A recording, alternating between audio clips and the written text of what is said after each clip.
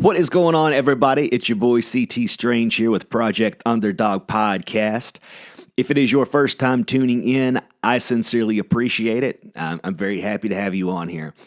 Look, before we get going, I do understand that in the modern age of Instagram and TikTok, that there are a lot of phony gurus and bullshit coaches out there, and it's really hard to distinguish who the hell knows what they're talking about and who's full of shit. Just so you guys know, I am a lifelong underdog. I came from very, very little, fatherless home, lower class, no college education. The odds were stacked against me, for sure. After doing a lot of different things and meeting a lot of different people and implementing some of the things that I'm talking about, my life turned around completely. My life is awesome now. I have a smoking hot wife. I work for myself, have unlimited freedom, and my life is really good. And I say that with gratitude and with humility. I do know that my life can be taken from me within a day, so I'm not naive there. But that's the purpose of this podcast, is to show you guys some things that had worked for me. So if you do come from humble beginnings and have very little advantages, this podcast is for you, and I hope some of this stuff that I talk about helps. So what I want to talk about today is turning your traumas into power, is to finding meaning in the bad things that had happened to you. So it's funny, some of the highest achievers that I know personally came from extremely rough circumstances.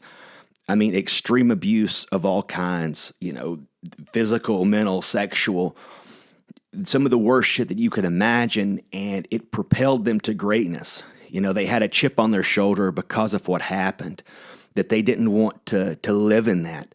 They didn't want to be that. They wanted to run away from all that pain that they knew, to be something better and to make their life something better. And conversely, I know people that came from great families. Mom and dad gave them everything they ever wanted, supported everything they've ever wanted, and just never seemed to make it anywhere in life. Just never had any drive to be something or do something. It was just whatever. And so it's funny, especially being a parent, you want to give your kids everything, but you also want to make sure that they're resilient and self-reliant. And that line there for to go is it's a funny one to walk. But as being an underdog, if you identify as one, chances are you've been through some shit. Most of us have been through some shit. Not everybody has it good. So a lot of people, if you look at things like addiction especially, and just self-destructive behavior, a lot of that comes from that broken childhood and those bad things that had happened that they're still trying to make sense of. Hardship either makes you better or it makes you bitter. Hardship and tragedy and trauma, it leaves something inside of you that you're going to carry with you forever. Is it a good thing? Yes, if you allow it to be so. But it's making that so. It is making that trauma a force for good inside of you. You can look at, music is a great example. Some of the best artists were tortured souls that could put that pain and put that anguish into a song, and then I can relate to it, and you can relate to it, and it can make our life better. It made them millionaires. People that come from bad families. I've seen this a lot with women that come from horrible mothers, and that poor experience drives them to be a great mother, to never be like their own mother and say, no, I'm going to fucking be different. And had they not had that experience, who knows what they would have done? Like I said, it is the resistance that creates the strength. Without the negative, it's like drawing an arrow back, man. The worse it is, the better it can be if it's directed in the right way. It's like the old expression goes, the same fire that cooks the dinner can also burn the house down. So when we have these bad things that occur, it leaves us with something inside of us, a fire, if you will. And that fire can either consume us or it can help build our life and cook our dinner and feed our families. So It's all about the perspective that you wish to adopt around it. It's the story that you wish to tell around it. You know, two different men can experience the same thing and then have two different accounts of what had happened after the fact.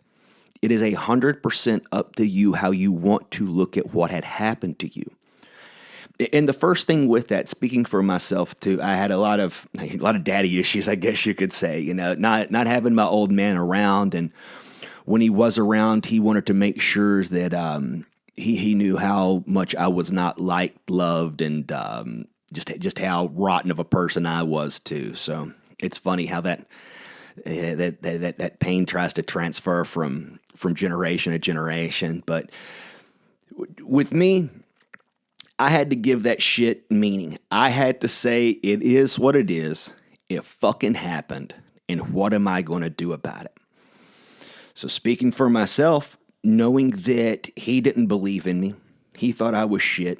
Other people in my life believing I'm shit, because when a father doesn't believe in his son, he's going to carry that idea of himself everywhere he goes. And so for the first, I'd say 24, 25 years of my life, I felt that. My dad doesn't approve of me. He thinks I'm shit. I guess I am shit. And so like attracts like. So I would put that out into the universe, into the world. That's who I was. I would hang my head. I would hate myself. I indulged in all kinds of drugs for very, very, very many years. Hard drugs too.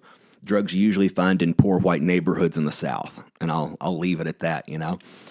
So it wasn't until I saw things as they were that I was not this trauma. I was not what I was told that I was. That I honestly could do whatever the fuck I wanted to with my goddamn self, regardless of what my father told me that I was. And instead of boo-hooing, oh, why would he treat me like this? Why couldn't I have had a good dad? Why couldn't I have been loved? Honestly, I got mad about it. I accepted it for what it was, that this is what it is. I cannot change it, but God damn it, I can change my fucking self.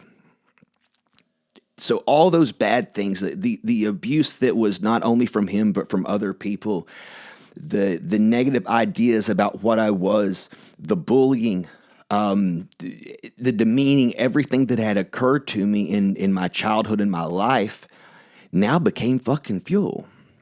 When I stopped feeling sorry for myself and I said, what would it mean if I could prove all these motherfuckers wrong? What would it mean if I could take this goddamn shit, this fucking chicken shit, and turn it into chicken salad? What would that mean?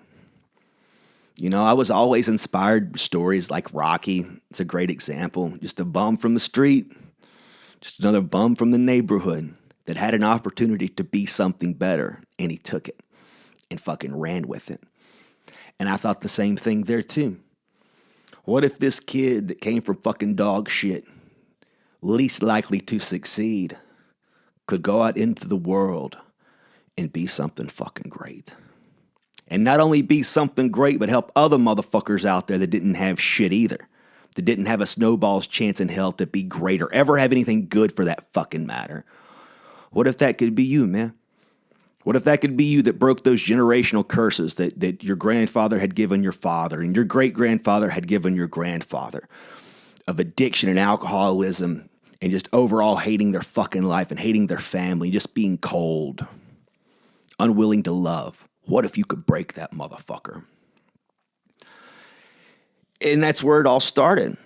Now, granted, there are psychologists out there that will tell you what I'm telling you is bullshit. You shouldn't listen. You shouldn't become angry. You shouldn't embrace rage from the things that had happened to you to propel you forward. Well, here's the reality, though, man. I live a great goddamn life. I live a life way better than I ever fucking imagined when I was younger. It's almost hard for me to believe now how awesome my life is. And I don't say that to gloat. I don't say that to brag. It just is what it is. Had I had a good mother and father, had I been loved and given everything and nurtured, dude, I probably wouldn't have the piss and vinegar I have inside of me to go out into the world and fucking conquer. I'm good with it, man. I'm happy for all the bad things that had happened. And I don't want to go into detail about a lot of those, and I will someday, but some of them are pretty goddamn dark. Some of them are pretty fucking dark. And I think you see that in hyper successful people. That drug addict that you see under the fucking bridge could have been fucking Elon Musk. It's all how you want to interpret those bad things that had happened. Do you see them as a blessing or do you see them as a burden? Above all, you have to accept what it is that happened to you, man. I spent a lot of time in my life boo-hooing about it. Like, why me? Why me? And you see kids with fathers that are loved and parents that drive their kids to their college and pack their shit up and do whatever. And where mom's like, get the fuck out of the house. I don't want you here. I don't need you here. Worry about yourself. Well, because life was like that, I had to figure shit out pretty goddamn quick. I didn't have somebody to lean on. I didn't have somebody to pay my bills. I didn't have somebody to really watch out after me. And what happened because of that? Well, I became resilient as fuck, became self-reliant, and I became extremely resourceful. All of which are super important for anybody that's really trying to get out there into the world and be their own boss and create their own life. But not only that, but I learned how to talk to people. I learned how to navigate. I learned how to persuade. I learned how to influence. I learned how to listen. And that's probably the greatest skill any man can honestly have in the world, anywhere, ever, is the ability to persuade, to influence, to listen, and to communicate. And because of all that bad shit, my lack of advantages, it created some pretty fucking awesome gifts. So had all those bad things not happened to me, I wouldn't be where I'm at today. And I would also like to speak on my wife. If you guys go on my Instagram, you can see her. She's beautiful. My wife is the most important person in the world to me. I love her dearly. She also came from extremely humble, rotten beginnings. Her mother was 15 when she was conceived. Her parents abandoned her. She was a fucking orphan that her aunt and uncle ended up raising. And there were several really bad stories of things that had occurred from her mother that go well beyond that, like heartbreaking things. But because of that, man, my wife is such a tremendous fucking woman that refuses to be what it was that her mother was and to fight against those things of where she was supposed to be and to be a voice of hope and love and hard work and determination, all of that which is good. She treats my daughter, which is her stepdaughter, like fucking gold, man. She treats her like gold because she knows what it's like to have a shitty female figure in her life. And so it's all about the story you decide to tell yourself with what happens. I understand that can be easier said than done. You have a child pass away or a loved one pass away. That's very difficult to just get over. In a situation like that, you got to make them proud, man. You got to make your deceased relative, your deceased kid, your deceased love proud of who you are and what you've done. I've got a brother. I'll show you. Just hang on here with me, guys. And hopefully you can see this because this autofocus is a bit crazy. That is me and my first cousin, Ben. I'm the little fat kid in a headlock there, and he's the one that's holding up the deuces there. I didn't have a brother growing up. It was just me and my sister, but my Aunt Pam would come down and spend the summers with us in Kentucky, and Ben would always come with them as her son, Our fathers were best friends, two fucking cocksucking dickheads, and our mothers were sisters. And so we were basically brothers. We were brothers. And he passed away when I was 20 years old. He was murdered, actually. And that's a whole story within itself. But this picture right here, it sits in my office, and I'm looking at it as I'm making this podcast right now, as I'm making this video. Ben couldn't be here to experience it. He couldn't have his own children. He couldn't have his own marriage and create a life. So, God damn it, I better. This is an opportunity that I still have where he doesn't. And I don't know where we go when we die or what happens, but if he can see me, I want to make that motherfucker proud. So that's my cousin, that's my brother. And so I say all these things not to be a hard ass, to get over the bad things that had happened. Bad things suck, man. Tragedy fucking sucks. It's not fair. Life's not fucking fair. But it is what it is. You must accept it for what it is and give it meaning. There's a silver lining to fucking everything, and I'm sure you can find it too if you just look. You seek to find the good in whatever bad had happened, and once you find the good, let it propel you to fucking greatness, man. My old man said I was going to be shit. Fuck you, I'll be great. My brother died. I'm doing this for you, motherfucker. Whatever it is, whatever bad shit you endure, give it meaning and give it life.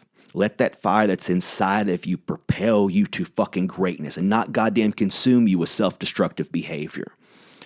There's so much power inside of trauma if you're willing to look at it and willing to look forward, And when you do find it, when you do find that power and that fucking meaning, it can push you in times where your body's given up, where your mind has given up.